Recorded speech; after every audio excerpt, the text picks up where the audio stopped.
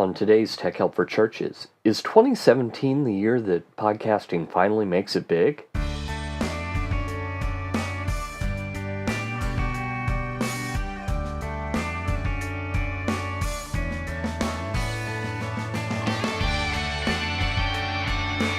Hi, and welcome again to Tech Help for Churches. This is the show where every week I help you with new media, social media, the internet for your church.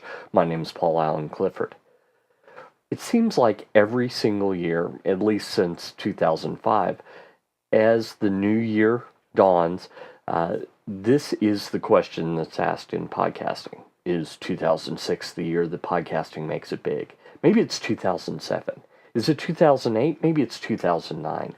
And that's the question I hear over and over again. So now that I've been doing this about 12 years, I thought that I'd share some of my insights since I've heard it over and over again, just, all the reasons that this is going to be the year.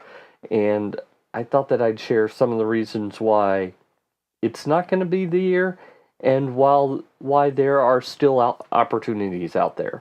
So the first reason is that smartphones are already mainstream. It was 10 years ago, just not too long ago, that Steve Jobs announced the iPhone, and now along with Android phones, are just everywhere. You can't find a Palm Trio, you can't find a Windows phone. Well, maybe there are a few of those around, but really not nearly as many as there were. And so these smartphones with the touch screens and podcasting pretty easy to get, they're mainstream. We don't have that upward curve yet to go. So I don't think that that's going to be the thing that pushes it over. Another thing that you hear from time to time is, big media just hasn't quite embraced podcasting. Actually, a lot of them have now.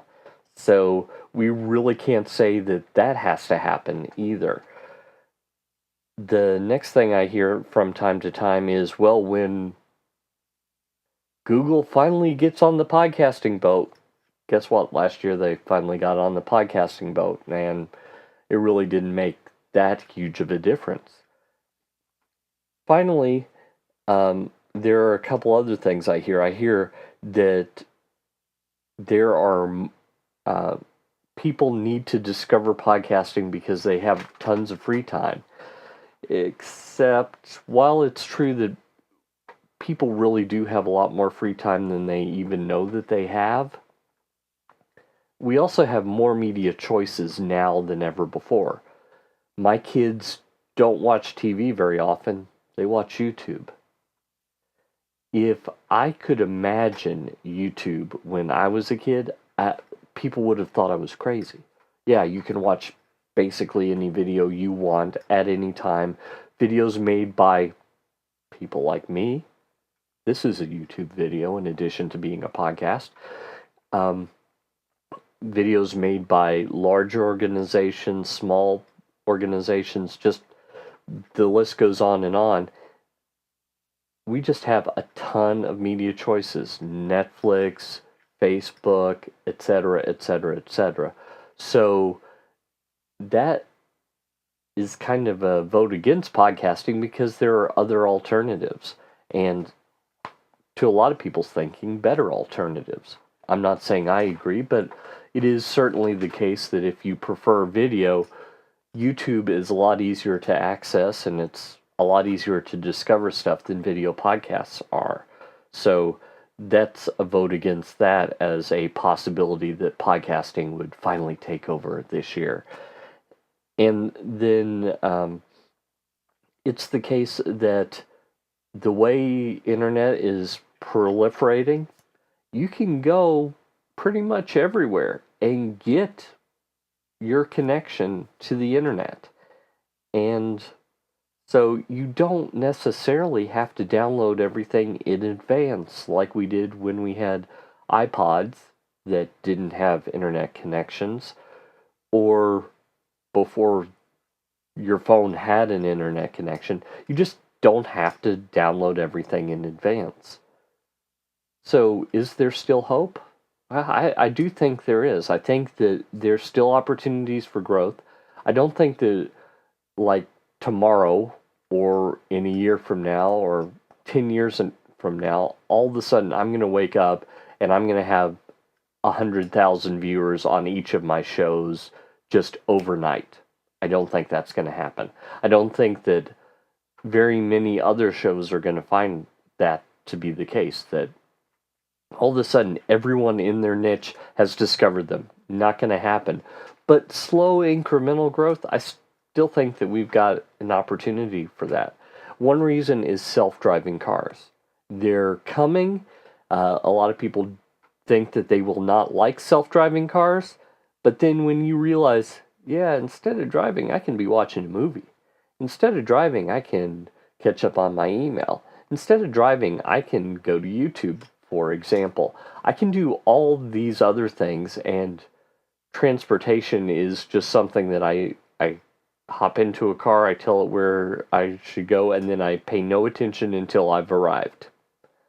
That is a big game changer. So I think that that will free up a lot of time for people to do things like listen to podcasts. Next, there is big media content and there's other individual content that could absolutely benefit from podcasting, and right now it just isn't using it.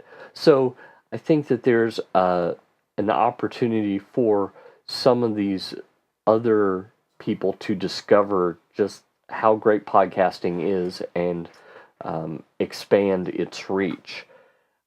Next, Facebook, while it's one of the biggest sites, when I'm bored and I don't know what to do, I'll check my email and then I head over to Facebook and I check Facebook.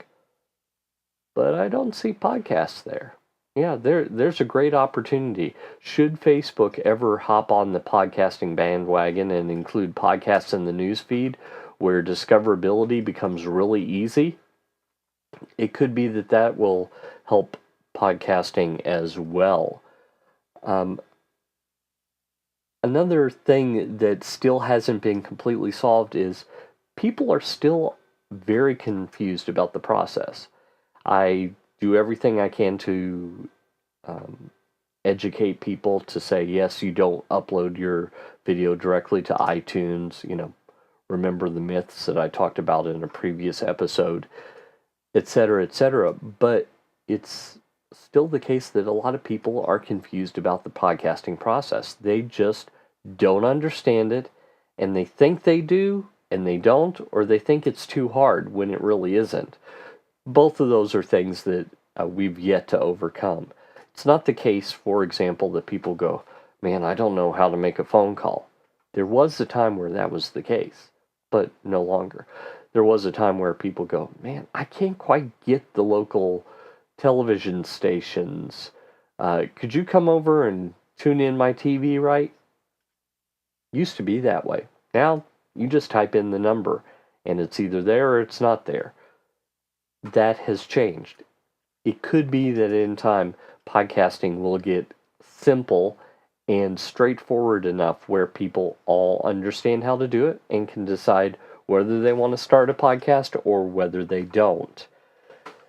Finally, mobile internet is most places, but it's kind of where cell phone calling was just a few years ago. You still have to kind of keep an eye on your data.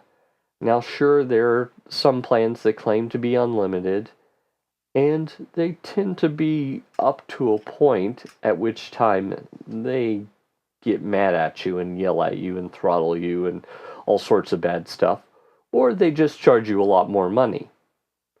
So you still have to keep an eye on your mobile data until we get to the point where it's really cheap, basically everywhere on Earth, and you can use it in an unlimited aspect, whether you're on a plane, whether you're in the middle of the desert, whether you're in the middle of the ocean. and you just pay one thing and you're done. Until we get there, there is still some room for podcasting. So I still think that there is some room for growth. So what have I missed? What are the reasons that maybe podcasting will take an upward trajectory in 2017? Is there anything that you see on the horizon where you go, oh, Paul, you just don't know. In 2 months, bam, 300% growth overnight, followed by 10,000% growth the next day, and it's just going to go from there. I hope so. I hope so. If so, I'll have some jobs open. But until then, I don't see it. But if you do, leave a comment below the video, or just drop me a line, paul@trinitydigitalmedia.com. If you like this content, by the way, I bet you'd like my email newsletter, so head on over to trinitydigitalmedia.com/newsletter. And there you can pick up a copy of my email newsletter, along with all sorts of tips, tricks, and discounts on the services and products that I offer. Until next time, this is Paul Allen Clifford with trinitydigitalmedia.com. Go out and change eternity.